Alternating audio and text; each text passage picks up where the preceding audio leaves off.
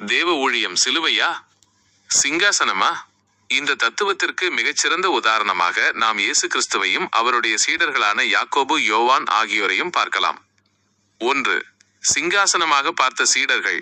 ஒருமுறை செபதேயுவின் குமாரர்களான யாக்கோபும் யோவானும் இயேசுவிடம் வந்து, உம்முடைய மகிமையிலே எங்களில் ஒருவன் உமது வலது பாரிசத்திலும் ஒருவன் உமது இடது பாரிசத்திலும் உட்கார்ந்திருக்க அருள் செய்ய வேண்டும் என்று கேட்டார்கள்.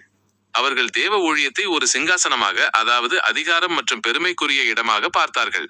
ஆனால் இயேசு அவர்களை நோக்கி, நான் குடிக்கும் பாத்திரத்தில் நீங்கள் குடிக்கவும் நான் பெறும் ஸ்நானத்தை நீங்கள் பெறவும் உங்களால் கூடுமா என்று கேட்டார். அதாவது மகிமைக்கு முன்னால் பாடுகளும் சிலுவையும் உண்டு என்பதை அவர்களுக்கு உணர்த்தினார். 2. சிலுவையாக பார்த்த இயேசு. இயேசு இந்த உலகிற்கு வந்தபோது அவர் தன்னை ஒரு ராஜாவாகவோ அல்லது சிங்காசனத்தில் அமரப்போகிறவராகவோ காட்டிக்கொள்ளவில்லை. மாறாக அவர் தம்மை ஒரு ஊழியக்காரனாக தாழ்த்தினார். அவர் சிலுவையை சுமப்பதையும் பிதாவின் சித்தத்தை செய்வதையுமே நோக்கமாக கொண்டார். ஊழியத்தை ஒரு பாரமான சிலுவையாகவும் தியாகமாகவும் அவர் ஏற்றுக்கொண்டதால் தேவன் அவரை எல்லாவற்றிற்கும் மேலாக உயர்த்தினார்.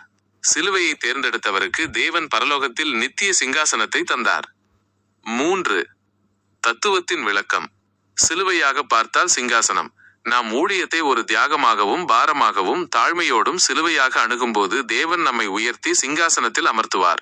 சிங்காசனமாக பார்த்தால் சிலுவை. ஊழியத்தை ஒரு பதவியாகவும் கௌரவமாகவும் சிங்காசனமாக கருதி பெருமை கொண்டால் அது இறுதியில் நமக்கு வீழ்ச்சியையும் பாரத்தையும் சிலுவை கொண்டு வரும். பொருத்தமான வேத வசனம். இந்த கருத்தை உறுதிப்படுத்தும் வகையில் இயேசு கூறிய வசனம். உங்களுக்குள்ளே அப்படி இருக்கலாகாது. உங்களில் எவனாகிலும் பெரியவனாயிருக்க விரும்பினால் அவன் உங்களுக்கு பணிவிடைக்காரனாயிருக்க கடவன். உங்களில் எவனாகிலும் முதன்மையானவனாயிருக்க விரும்பினால் அவன் எல்லாருக்கும் ஊழியக்காரனாயிருக்க கடவன். மார்க்கு 10 அதிகாரம் 43-44 வசனம். ஆமென்.